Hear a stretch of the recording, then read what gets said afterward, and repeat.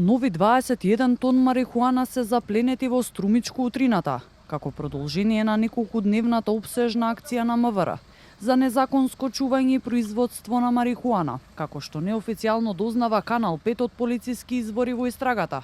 Акцијата се одвивала меѓу селата Турново и Ново село, каде е и регистриран долг конвој полициски возила, комбиња и камиони, а овој пат вклучен бил и шлепер. Обемот на логистиката е поголема од онаа која се користеше при претходните заплени, кои беа спроведени во поранешен УХИС во Скопје.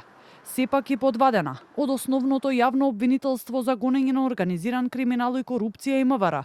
Во интерес на истрагата се уште надаваат официјални детали околу количината на запленетата дрога, како и евентуално приведени лица.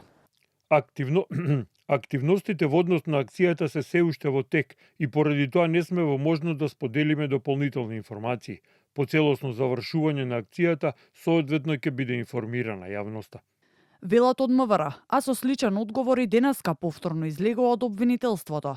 Ако се суди според досегашните се уште неофицијални бројки со кои се лицитира во јавноста, би значило дека досега се откриени над 50 тони марихуана, што несомнено е рекордна заплена на марихуана од независноста на државата.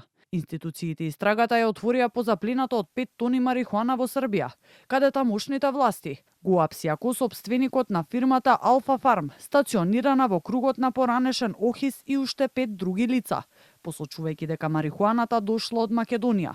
Токму кај ОХИС предвадена беше забележана колона од полициски возила, комбиња и камиони, од каде неофицијално биле запленети десетина тони марихуана, која била произведена надвор од пропишаните граници на производство, за медицински цели кои биле дозволени.